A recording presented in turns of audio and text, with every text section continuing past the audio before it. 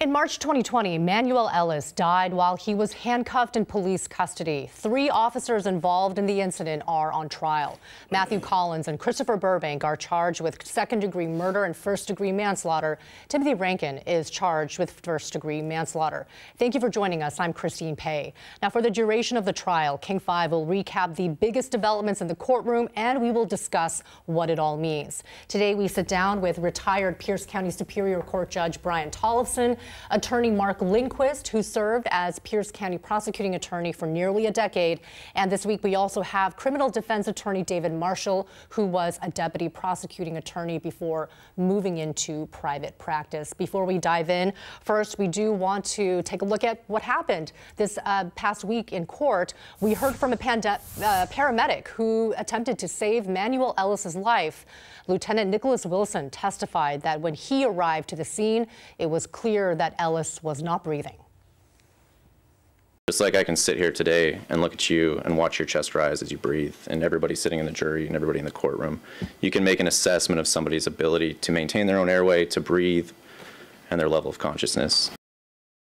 Wilson said there were not any obstructions to Ellis's airway and that his pulse was, quote, weak and sporadic.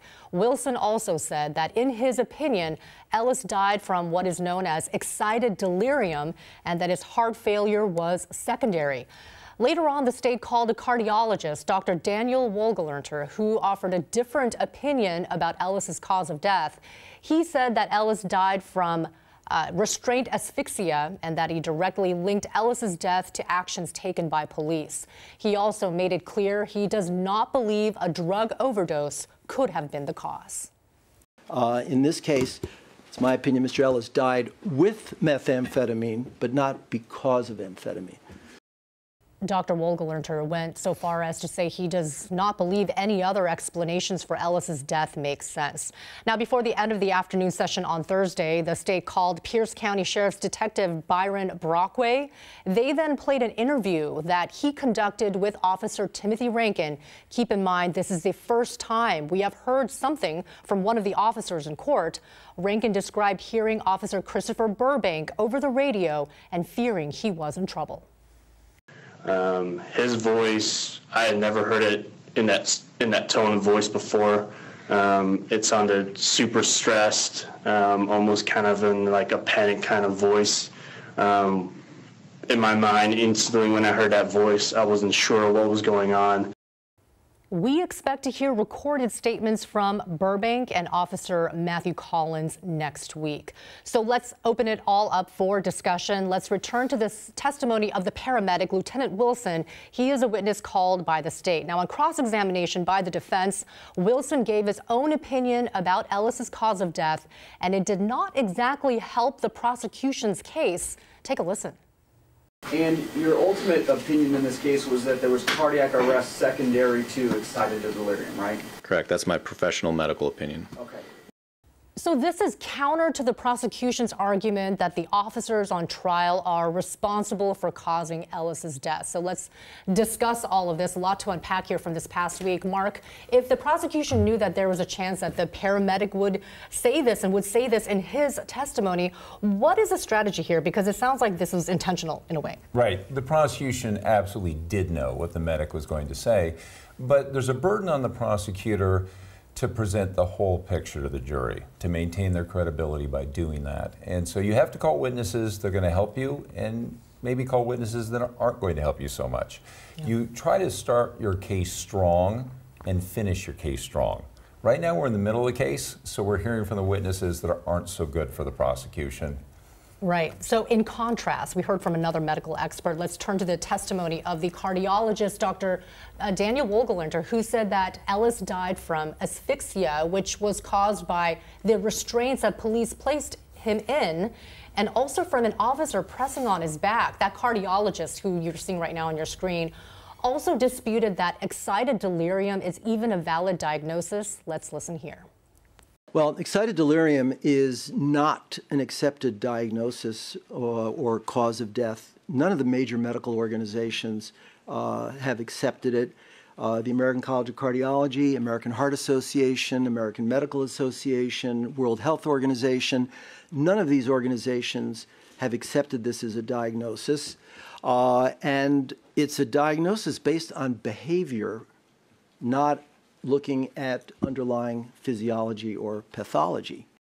So later on, we will hear from more medical experts testifying for the defense that Manuel Ellis died from a meth overdose. But turning this question to you, Judge, when we have medical professionals contradicting each other like this, what do you expect? The jury has either a couple of choices. They can really take to heart what the paramedic is saying or what the cardiologist is saying. So there's this sort of contrast. How do you think the jury will be receiving this? The jury will be instructed about how to evaluate testimony and evidence.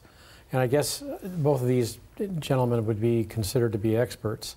So the jury is going to get what we call an expert witness testimony instruction about how to evaluate expert witness opinions. The first thing they're going to be told is they're not bound by any opinion that any expert gives them. And then if they want to consider those opinions, they're given a list of things, of factors to decide on. So the jury will have to decide whether they are more impressed by what Mr. Wilson said or whether they're more impressed by what the cardiologist had to say. Remember one thing, Mr. Wilson was there on the scene and the cardiologist was not. And that's another thing. The cardiologist is from California, from Santa Monica. He is not even here in the state of Washington. Speaking of formulating an opinion, in cross-examination of the cardiologist, things got a bit tense between the witness and the defense. Here is a moment from that testimony. So, based on that initial assumption that you had, you were assuming that the paramedics, that the EMS, those first responders that go out every single day to try and save people's lives. Well, I'm going to object. This is argumentative. Finish the question. That they were sitting there with a man who had no pulse from 11:37:32 and didn't start CPR until 23:41? Same objection, Your Honor. So David, Marshall, if we can direct this question over to you. This was an interesting cross-examination. We just heard a snippet of the defense attorney being a bit intense, but also the cardiologist and his cross-examination was, I would say, rather argumentative as well. Did you grasp that as well in watching? Well, I think that's always a benefit to the cross-examiner if the witness starts to lose his cool. You know, the best witness is the witness who seems to have no stake in the outcome of the case. There actually are no such witnesses, because even people who are called in who had no prior, who have no real benefit to look for in the outcome of the case, whichever side calls them, they tend to join the team. But the lawyers always want the witnesses to act as though they have no outcome and never to argue with the cross-examiner. So it's good for the cross-examiners when that happens. So the jury, even when they're absorbing all of this, do you think that it makes maybe the cardiologist seem a little bit difficult? I mean, is that something that does not exactly, in your words, when you were mentioning the opinion, maybe their opinion of what the expert witness is saying, despite what they are saying factually, it might make them not like them, personality-wise, maybe? I think people sitting on a jury, when they're looking at a witness, any witness, their first question is, can I count on this person to do their best to tell it like it is, to give it to me straight, to give me the unvarnished truth that they have? And if the witness seems to be becoming an advocate because he's arguing with the cross-examiner, then that's bad for the side that called that witness. It sort of stood out to me, though, while I was listening, because, you know, speaking of, we're hearing a lot of these expert witnesses. Would you say that there's a bit of a slump right now in the state's case? We're hearing from a lot of experts. We have yet to hear from, of course, the key witnesses, the officers. Does this kind of make things a little bit more interesting for the jury when they hear a little bit, some arguments happening during the cross-examination, you think, Mark? It does make the jurors perk up. But I agree with David. As the prosecutor or the defense, you want your witness to be the one who keeps his or her cool, doesn't appear to have a dog in the fight. And there's another point that you made that I think is important here. In my experience with Pierce County jurors, that medic's going to play well. You mentioned that the cardiologist is from California, and the medic, well, he's a hometown kid. He's not a kid, obviously, but Sure. he comes across as very Pierce County. Yes, a member of the Tacoma Fire Department, to be sure, and he was, as you had mentioned, one of the first responders who was there. He was there in person. Now, let's turn to another topic. There was a big moment in the trial this week. We finally heard from one of the officers. The prosecution played a recorded interview that Officer Timothy Rankine gave to the Pierce County Sheriff's Department. And in that interview, Rankine admits that he heard Ellis say that he could not breathe. Here is that moment. One of the things I thought was really weird was the first time I actually heard this subject even speak, and the first thing he said to me was, I can't breathe, I can't breathe. But he said it in a very, not in a distressed voice, in almost a very calm, normal voice, which I thought was super weird. I remember telling the individual, I was like, if you're talking to me, you can breathe just fine. So let's open it up for discussion. Mark, you have said you're looking forward to hearing from the officers. You're betting that all 3 officers will testify. What is the goal behind the prosecution to hear from Timothy Rankine at this point, even though it was a recording? Right, and I do stand by the bet. They're all 3 going to have to testify. Yeah. But the prosecution wanted to sort of beat the defense to the punch with this. And they can do that by using these recordings from the interviews.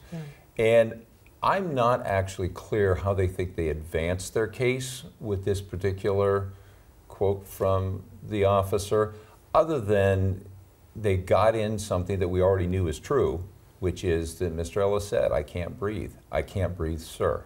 Yes.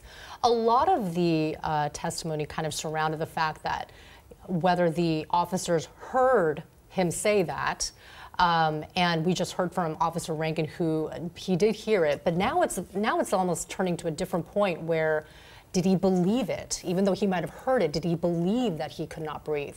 Any thoughts on that? Well, he's certainly implying that he used the phrase super weird, which I took to mean that what Mr. Ellis was saying to him seemed inconsistent with what he was observing. Sure, we'll have to see how things go, especially when Officer Rankine does take the stand.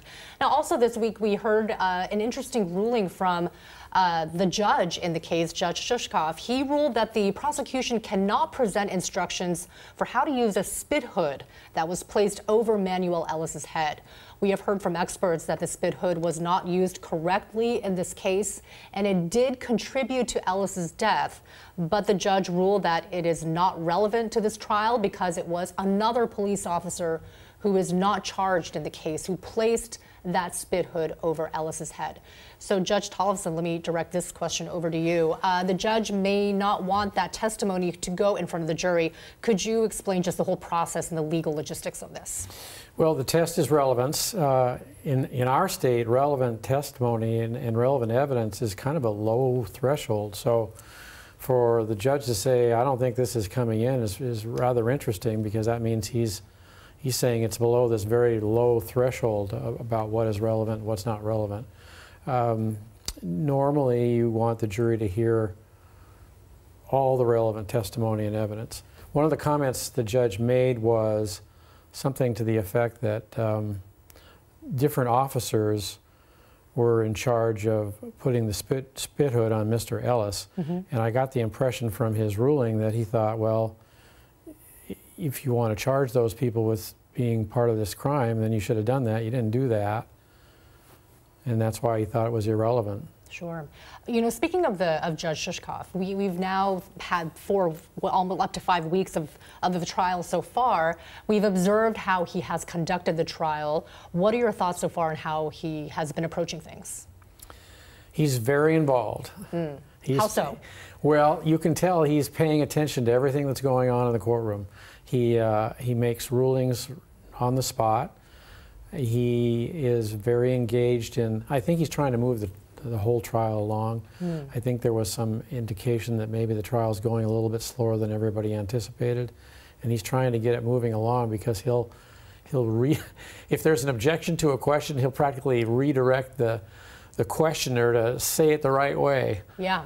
And that's pretty That's pretty interesting.